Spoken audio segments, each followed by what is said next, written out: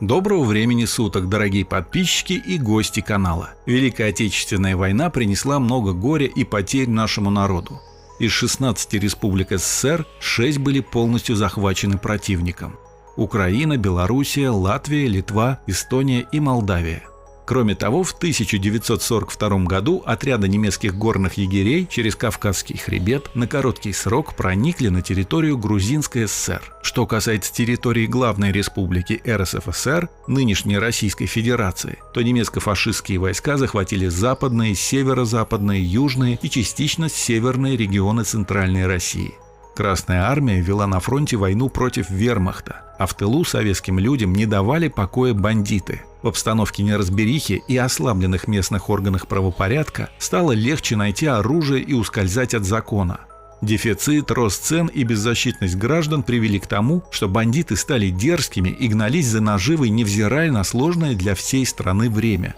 Уже в 1941 году в СССР был отмечен значительный рост преступности. Все больше становилось квартирных краж, уличных ограблений и убийств, подделок документов и продовольственных карточек. Некоторые бандиты создавали преступные группировки, прославившиеся своими криминальными подвигами.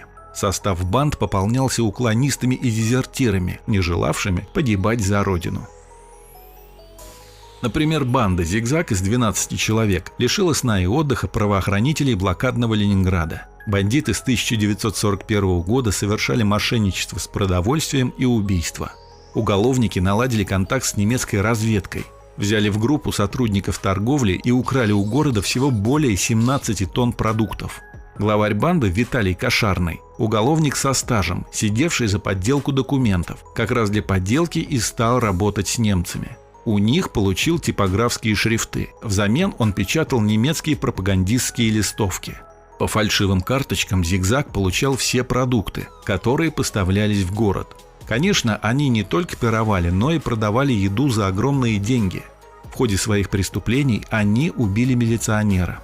Но в конце концов были схвачены и предстали перед судом. Всех бандитов, включая входивших в банду женщин, расстреляли 30 июня 1942 года.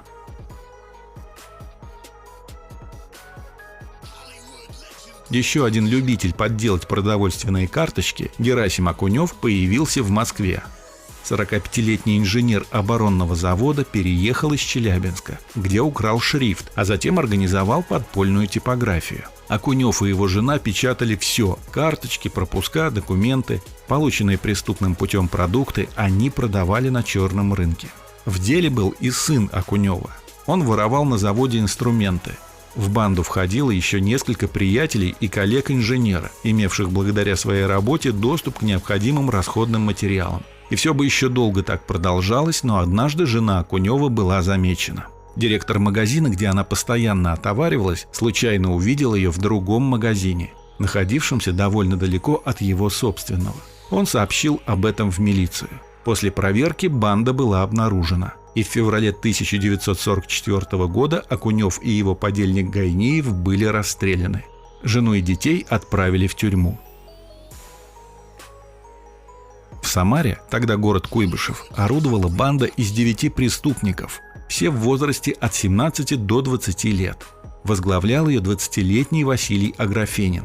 Бандиты ограбили не менее 20 квартир, убивали и насиловали своих жертв, останавливали людей на улицах и опустошали их карманы. Иногда они с помощью поддельных удостоверений притворялись сотрудниками НКВД, иногда другими советскими служащими.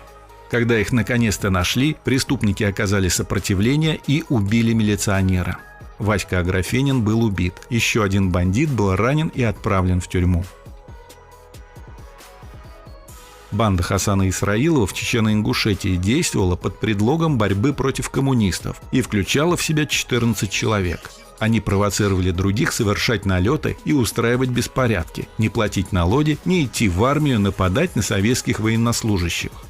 Вот почему их действие именуется еще восстанием Исраилова. Позже, осознав бесперспективность борьбы, Исраилов стал сотрудничать с НКВД. Он сдал своих товарищей и тех ликвидировали. При этом сам он вынужден был участвовать в реальных нападениях на милицию и войска. 25 декабря в перестрелке с солдатами внутренних войск Исраилов был застрелен. Волнения в регионе продолжались до середины 50-х годов. Якутская банда Павлова. Главой ее был 50-летний эвенк Егор Павлов. До войны председатель колхоза имени 18-й партконференции и член коммунистической партии. В августе 1942 года колхозники начали бежать. Были среди них и промысловики, умевшие жить в лесу. Там они спрятали свои семьи, а сами объединились для разбоя и совершили несколько налетов на стойбище местного оленевода, магазины «Прииск Крутой», а также на склад с продовольствием. Вскоре они стали грабить все соседние прииски, убивая тех, кто сопротивлялся. Банда орудовала полгода. В феврале 1943 года НКВД обезвредил бандитов. Их сдали милиции местные охотники. К этому моменту группа насчитывала уже 29 человек, которых удалось арестовать после долгой погони по лесу и перестрелки. В ходе этого Павлов был ранен, пытался бежать и вскоре умер. Погибли еще 3 бандитов и жена Павлова. Характерно, что павловцы собирались продолжать свою бандитскую деятельность под видом борьбы с советской властью.